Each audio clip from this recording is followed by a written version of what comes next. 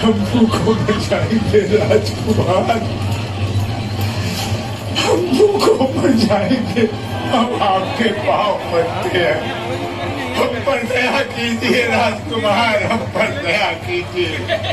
हमारे बेटे बेटियों को मत ले जाइए राजकुमार, मत ले जाइए।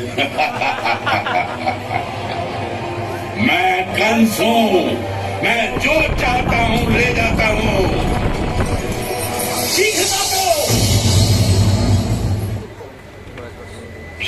इस पाप का अंत कब होगा भगवान? इस पाप का अंत कब होगा? कब आएगा हमारा तारनहार? कब आएगा?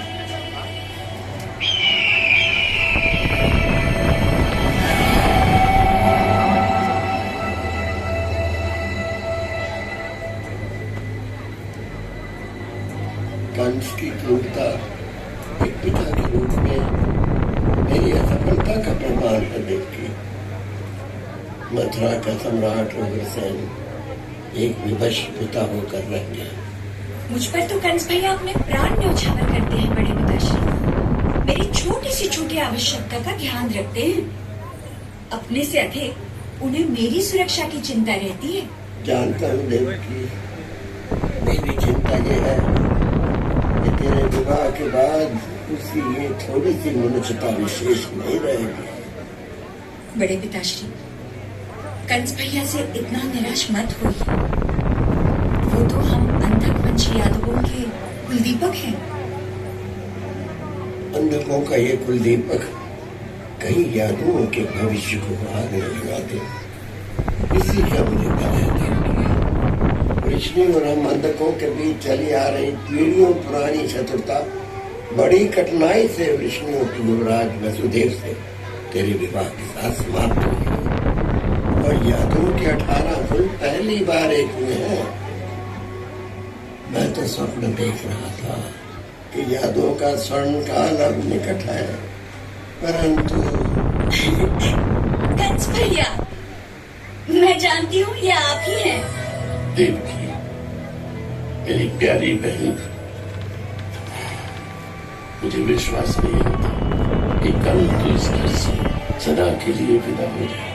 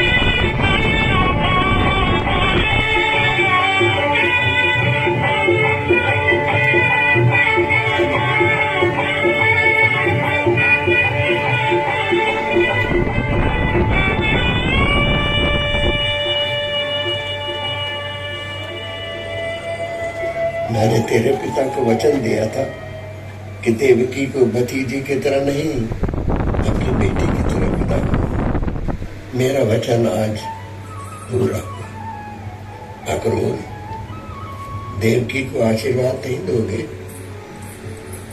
अखंड सौभाग्यवती भव, तेजस्वी पुत्रों की माता भी।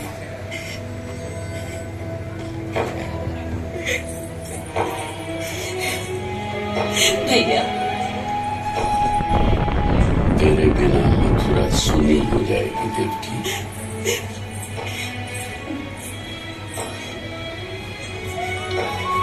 वसुदेव, मैं अपने प्राण तुम्हारे हाथों में सौंप रहा हूं। इसका वैसे ही ध्यान रखना जैसे मैंने रखा है। इसे कभी कोई दुख मत होने देना। ऐसा ही होगा भैया कंस। तू नीचे उतर। अपनी बहन का सारथी मैं बनूंगा।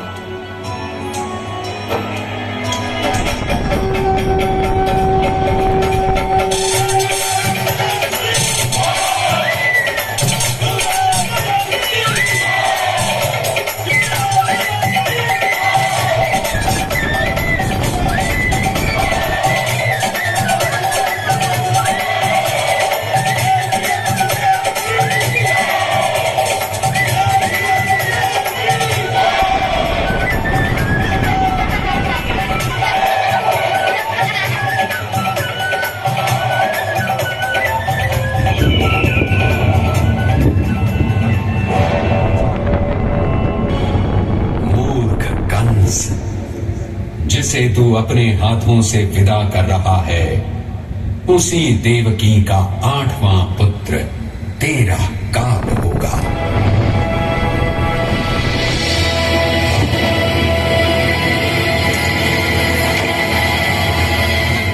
मेरी प्यारी बहन की विदाई का शुभ अवसर मेरी मृत्यु का अशुभ संकेत बनेगा? कदापि नहीं। मेरा होने वाला भांजा मेरा काल बनेगा? असंभव, असंभव। देवकी, मुझे क्षमा करना, मुझे क्षमा करना मेरी प्यारी बहन।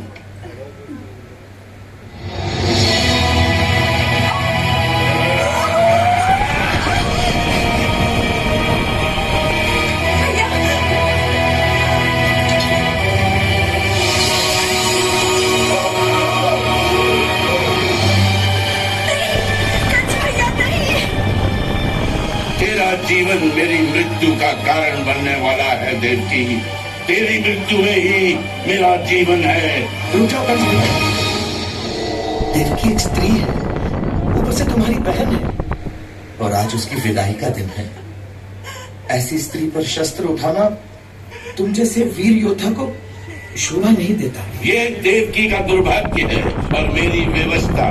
तो अपनी पत्नी की रक्षा के लिए मैं भी विवश हूं भैया कंस। और स्मरण रहे, यदि मेरी तलवार उठी तो समस्त वृष्णियों की तलवारें भी उठेंगी, और वृष्णियों के साथ अन्य यादवों की भी। मुझे धमकी दे रहे हो वसुदेव? नहीं भैया, भैया, भैया, भैया हम पर दया करो। और अपने काल को मैं जीवित छोड़ दूं? कदापि नहीं।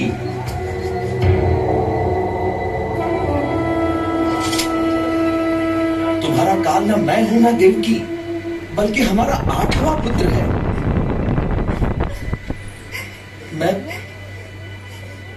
मैं तुम्हें वचन देता हूं कि जन्म लेते ही देवकी की हर संतान तुम्हारी सेवा में अर्पित कर दूंगा। तुम सत्यवादी और वचन के पक्के हो वसुदेव, परंतु जब तक मेरा काल समाप्त नहीं हो जाता तुम दोनों गजराज बंदी गृह में बंदी बनकर रहोगे। सेनापति, जो आज्ञा महाबली।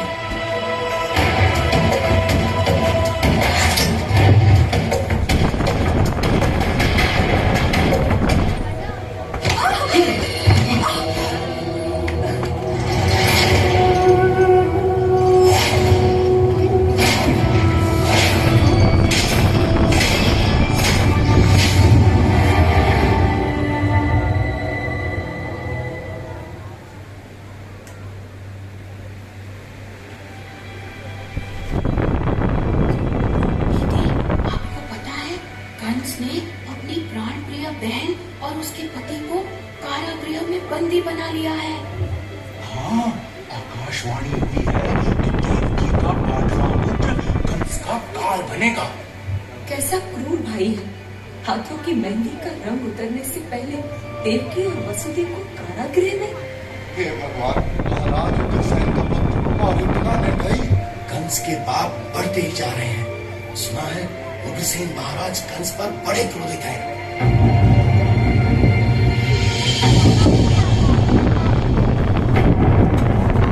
पर राजद्रोह का आरोप है कंस।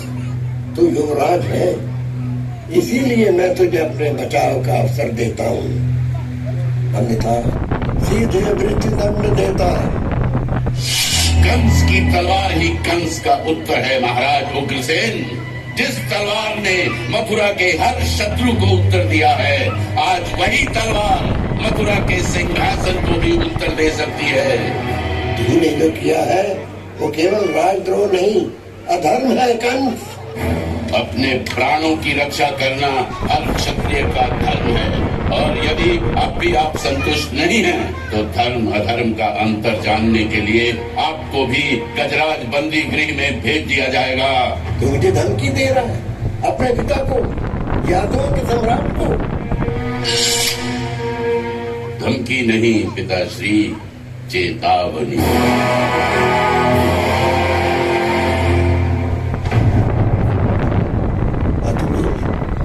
ऐसे पुत्र से तो निपुणता रह नहीं था। मैंने अवश्य ही कोई महापाप किया होगा जो कंस जैसा बेटा पैदा हुआ। भगवान पर भरोसा रखिए महाराज उग्रसेन। रात जितनी काली होती है, सुबह उतनी ही निकट होती है।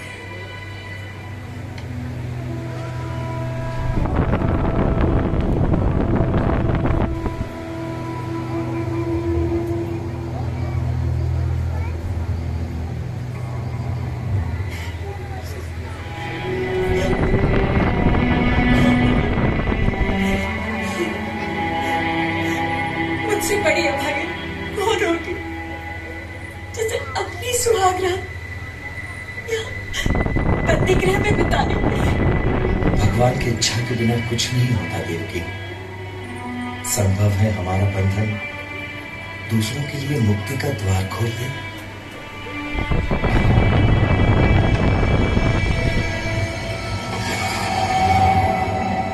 ये वृष्णि न जाने अपने आप को क्या समझते हैं युवराज, कि एक वसुदेव के लिए आपसे शत्रुता मोल लेना चाहते हैं।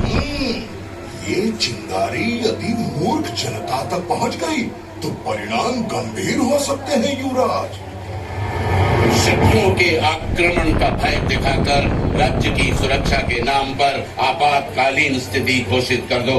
वसुदेव और देवकी से सहानुभूति रखने वाले प्रत्येक व्यक्ति को बंदी बना लो। विरोध में जो सिर उठे उसे मृत्यु दंड दो, दंड दो, दंड दो।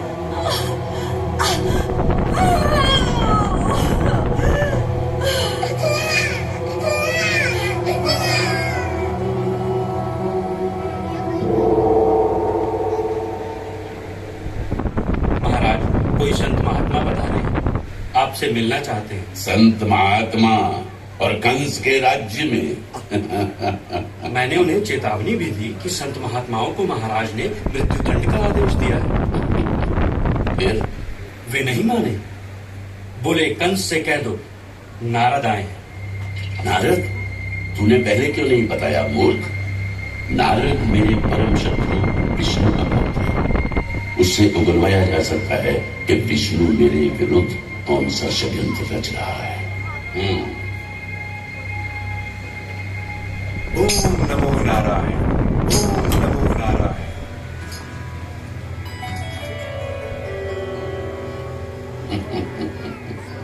विष्णु के शत्रु के राज्य में विष्णु का भक्त क्या मेरे प्रताप से भयभीत होकर अपने नारायण की शरण छोड़ मेरी शरण में आना चाहते हैं? जो हर प्राणी में नारायण को देखता है उसे कैसा भय? मैं तुझे केवल ये समझाने आया हूँ कि तेरे भीतर भी उसी नारायण का वास है जिससे तूने शत्रुता मोल ली है। कंस के भीतर केवल कंस की महत्वाकांक्षा का वास है नारद मुनि। तुम निश्चय ही एक शक्तिशाली सम्राट हो कंस, परंतु एक सम्माननीय और प्रतिष्ठित पुरुष सर्वशक्तिमान भगवान विष्णु की परम सत्ता को स्वीकार करके उनके प्रति समर्पित हो जाता है।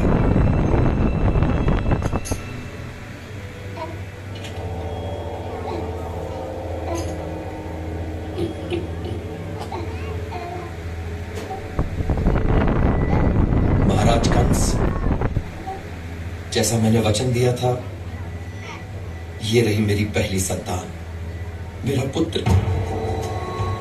मेरा दुर्भाग्य है कि मैं इस अवसर पर आनंद व्यक्त करने में असमर्थ हूं। मुझे क्षमा कर दीजिए। नारद मुनि, मैं इस बालक के साथ जो चाहूं कर सकता हूं। आपकी नीति और ज्ञान से भरे हुए शब्द भी मुझे रोक नहीं सकते। मैं जो चाहूं कर सकता हूं, परंतु ये बालक मेरा काल नहीं है। अपना 8वां पुत्र लेकर आना, मैं प्रतीक्षा करूंगा।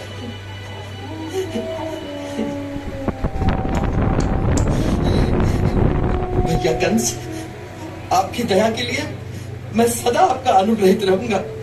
हाँ। आप बताइए नारद मुनि, दोनों में कौन अधिक सम्माननीय और प्रतिष्ठित पुरुष है? आपने देख लिया ना, काल भी कंस के वश में है। इतना घमंड अच्छा नहीं कंस। भगवान विष्णु सारे जगत के परमेश्वर हैं। काल भी उनके अधीन है। उनसे शत्रुता साक्षात मृत्यु को निमंत्रण है। अभी भी समय है, चेत जा और नारायण की शरण में जाकर उनसे अपने पापों के लिए क्षमा मांग। कंस का कोई परमेश्वर नहीं। कंस ने पूरी पृथ्वी पर अपनी विजय पताका अपने पुरुषार्थ के बल पर फहराई है। शीघ्र ही मैं अपनी विजय पताका स्वर्ग में भी फहराऊंगा और इंद्र समेत समस्त देवताओं को अपना सेवक बनाऊंगा। और उसके बाद आपके इस नारायण को भी, तब आपको भी नारायण नारायण नहीं, कंस कंस भजना पड़ेगा। तेरा अज्ञान ही तेरा दुर्भाग्य है कंस। नारायण ने अपने भक्तों की रक्षा और तेरे जैसे अधर्मियों के नाश के लिए धरती पर अवतरित होने का संकल्प लिया है। नारायण के स्वागत की तैयारियां आरंभ हो चुकी हैं। देवता मानव रूप में अवतरित होने लगे हैं। समय के गर्भ में तेरा काल तेरी प्रतीक्षा कर रहा है कंस, जैसा मैंने कहा था। परंतु जब तेरा काल आएगा, तब ना तेरे पास समय बचेगा, ना तू बचेगा। ओम नमो नारायण, ओम नमो नारायण।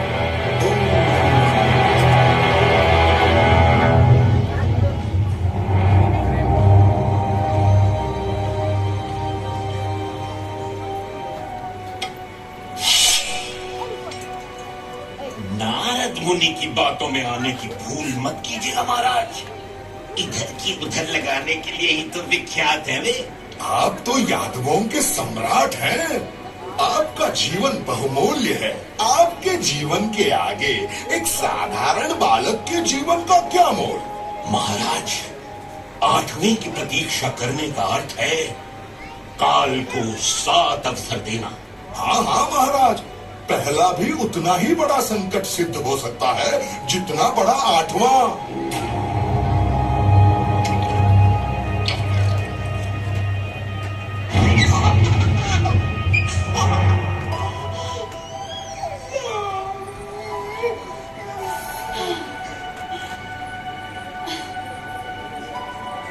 मैं जानती थी कंस भैया इतने दिन नहीं हो सकते।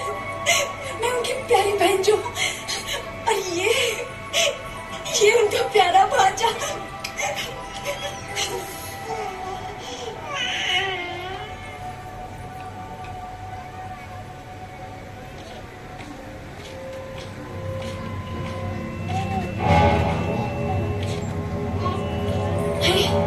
भैया, संभव है महाराज हम पर दया करके हमें मुक्त करने आए हो। हमारा लाल हमारी मुक्ति लेकर आया है। भांजे को दोबारा देखे बिना रहा नहीं गया, इसलिए चला है। हाँ हाँ, हमारा पुत्र है इतना सुंदर कि जीवन भर देखते रहो तो भी संतोष ना हो। पूर्णिमा का चंद्रमा है मेरा लाल। सत्य कहा देवकी, तेरा लाल चंद्रमा है जिसे शीघ्र ही ग्रहण लगने वाला है। मैं और तेरा पुत्र दोनों एक ही भविष्यवाणी से बंधे हुए हैं। वो मेरा काल है और मैं उसका काल हूँ। आपने स्वयं इसे जीवन दान दिया था क्योंकि ये हमारी पहली संतान है।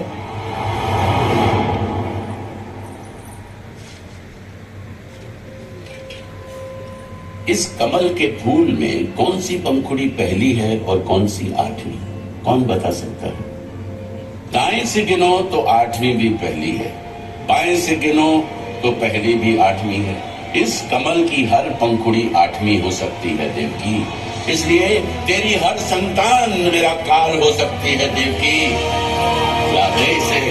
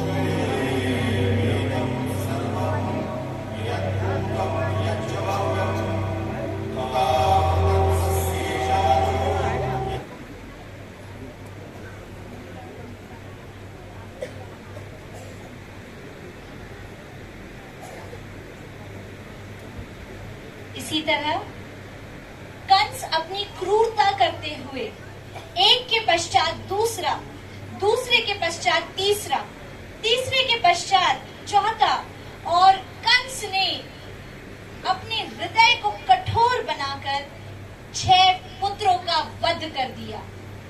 कंस तो बड़ा ही खुश होता जा रहा था कि अब तो कोई विष्णु की तरकीब मुझ पे काम नहीं करेगी, क्योंकि अब 2 ही बच्चे बचे हैं और उसके बाद तो मैं हमेशा के लिए अमर हो जाऊंगा।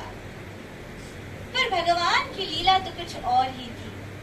भगवान के प्राकट्य से पहले उनकी शक्ति अनंत शेष जी, जो स्वयं बलराम जी है, वो प्रकट होते हैं, और जैसे ही वो प्रकट होते हैं तो वे सबकी रक्षा करते हुए, सभी अशुभ चिन्हों को दूर करते हुए हर एक जगह पर अपना प्रेम प्रदान करते हैं। इस प्रकार से सभी देवी देवता भी अब धरती पर प्रकट होने लगे थे, क्योंकि ब्रह्मा जी और सभी देवी देवताओं ने स्वयं जाकर भगवान से प्रार्थना की थी कि धरती पर क्रूरता बढ़ती जा रही है प्रभु, अब तो प्रकट हो जाइए, अब तो अपने भक्तों की रक्षा कीजिए प्रभु, आपकी रक्षा की बहुत आवश्यकता है।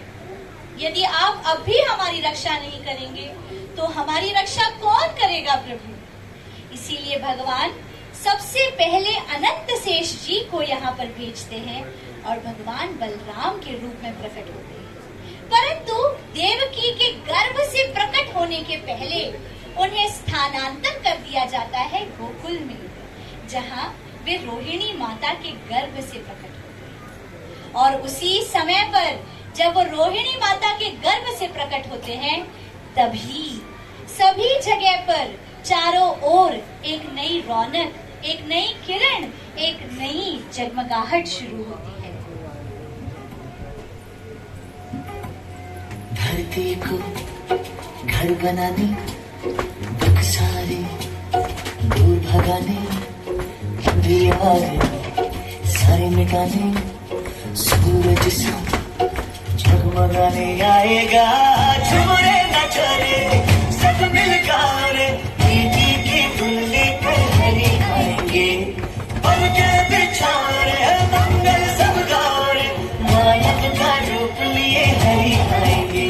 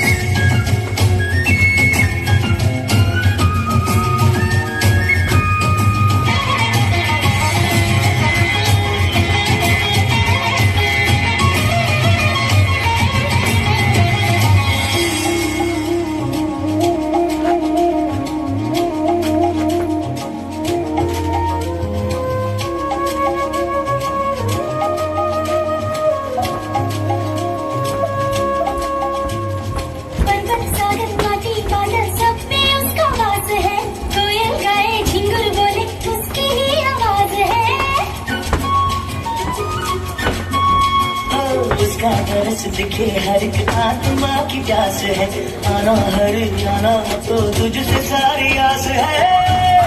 गाए देखो गलियां गाए देखो, तीनों लोगों के वासी स्वागत को आए।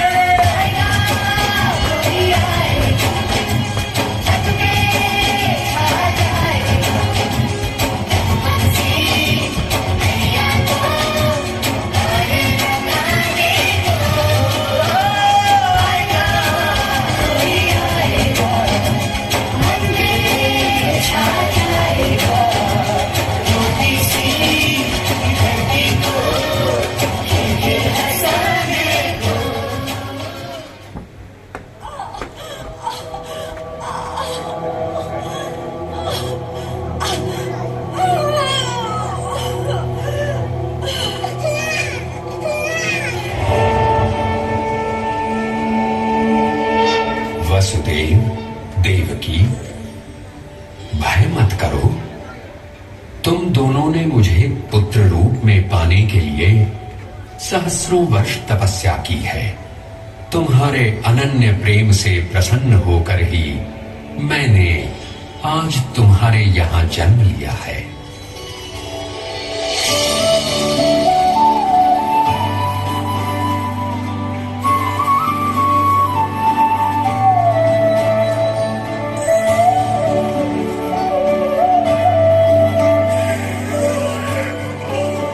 वसुदेव, विलंब मत करो, मुझे तुरंत यमुना के पार गोकुल ले जाओ। वहां नंद की पत्नी यशोदा ने एक कन्या को जन्म दिया है। यशोदा प्रसव की थकान में बेसुध सोई होगी। उसके पास मुझे लिटाकर उसकी बच्ची को यहां ले आओ। शीघ्रता करो वसुदेव।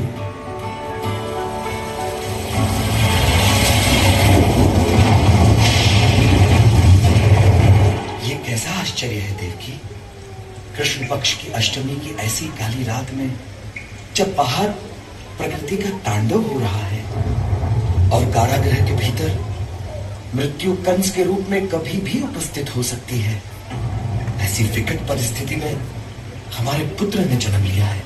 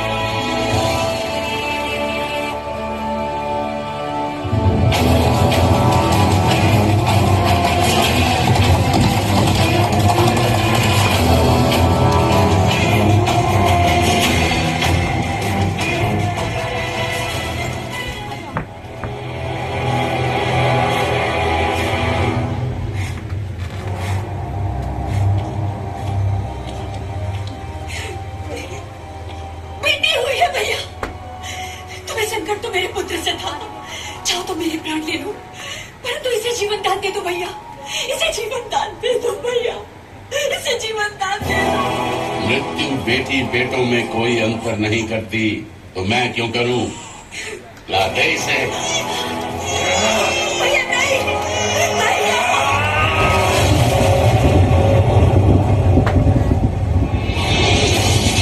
मूर्ख कंस, मुझे मारकर तुझे कुछ नहीं मिलने वाला। तेरा काल कहीं और जन्म ले चुका है।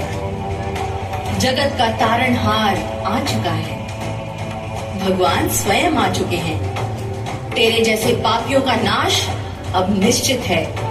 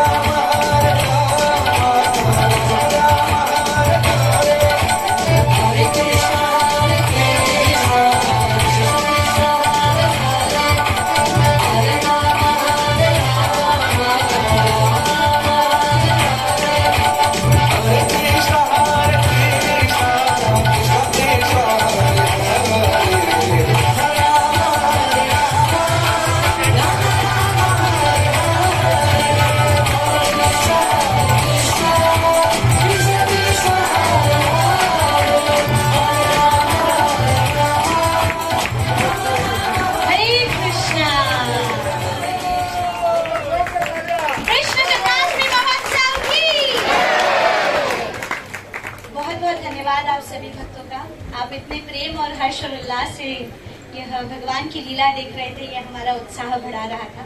मैं आप सभी को जल्दी से जरा इन बच्चों के बारे में बताना चाहूंगी। आप सभी आ जाइए, एवरीबॉडी प्लीज कम। सो मैं हूँ महासुंदरी राधा देवी दासी।